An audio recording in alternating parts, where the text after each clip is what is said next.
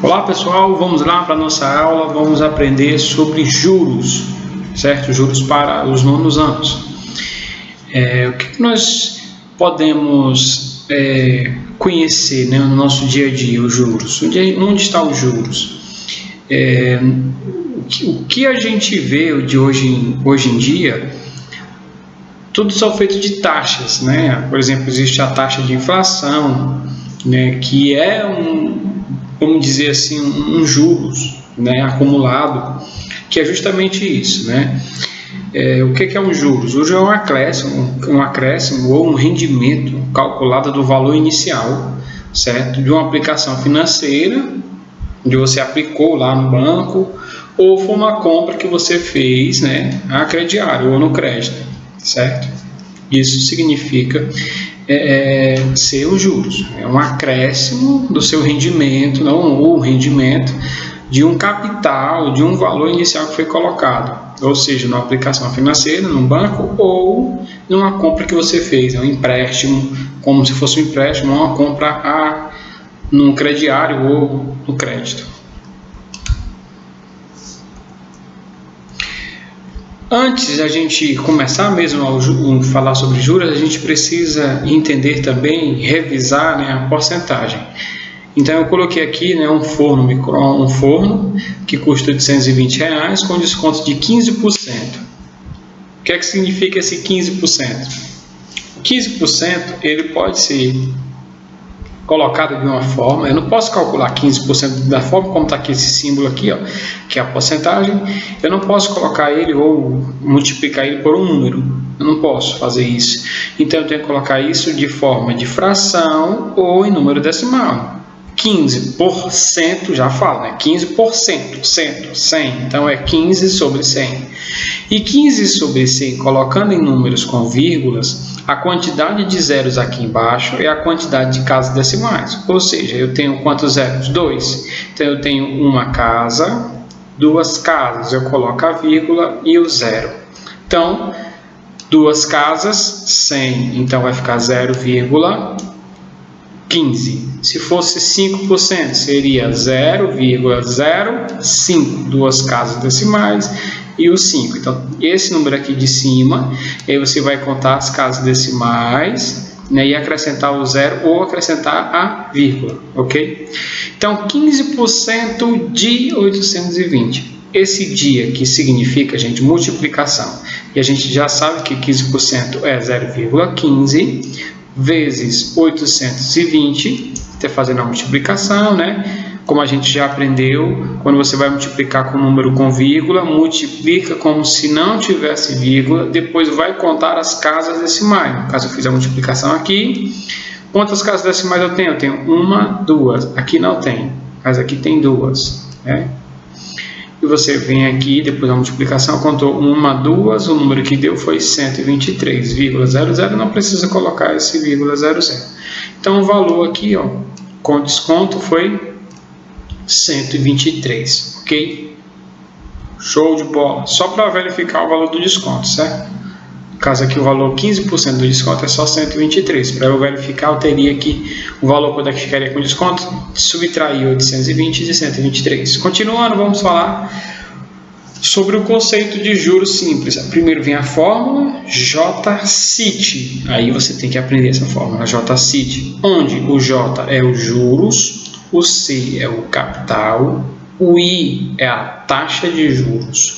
Então, para substituir na fórmula, né, porque algumas fórmulas colocam o 100 embaixo, mas a gente já sabe que uma porcentagem sempre é sobre 100. Então, você tem que se lembrar desse detalhe lá, como eu falei anteriormente. Ok? Então, nós não vamos colocar aqui embaixo o 100, porque já na taxa de juros já vem a porcentagem, então é sobre 100. E o tempo, né? O tempo tem que prestar muita atenção, porque o tempo vai depender em relação aos juros, porque os juros pode ser ao mês ou pode ser ao ano. E aí você tem que colocar o tempo de acordo com o que está na taxa de juros. Se for ao mês, o tempo é ao mês. Se for ao ano, o tempo é ao ano. Tem os juros ao mês, juros ao ano. E o tempo vai depender da taxa de juros. E aí você vai ter que pode converter, né? Ah, não sei fazer. Aí, por exemplo, um ano tem quantos meses? 12. Então, no caso, se for 5 meses, como é que eu converteria em anos? Aí você divide 5 por 12 e aí você vai ter uma porcentagem. E esse vai ser a sua taxa. Ok? Ou o seu tempo transformado, desculpa. Podemos calcular o montante, né? O montante é isso, ó, gente. O montante é o C mais o J. No caso, o C é o capital e o J é os juros. Então, o J é os juros, o C é o capital, o I é a taxa de juros, o T é o tempo. O montante é a soma do capital mais os juros, né? O capital, o inicial, né? O valor inicial, e os juros, que é o que for o rendimento, né? Que no caso ele colocou aqui a fórmula, né, para fazer o final da fórmula no montante, que é esse aqui, mas você pode calcular essa fórmula, certo, dos juros e depois fazer o montante no final, tá certo? Fica mais fácil assim, mas se você quiser, você pode prender essa fórmula e jogar, substituir os valores. Por exemplo, eu coloquei aqui um exemplo, né? Quanto é o montante do rendimento de 1.200 aplicado a juros simples? O nome já vai dizer lá, certo? Juros simples, com uma taxa de 2% ao mês, olha aí a taxa ao mês, certo? No final de 1 ano e 3 meses. Gente, aqui está falando em anos, aqui em mês. A taxa tem que estar de acordo com o tempo, então tem que colocar tudo ao mês ou ao ano.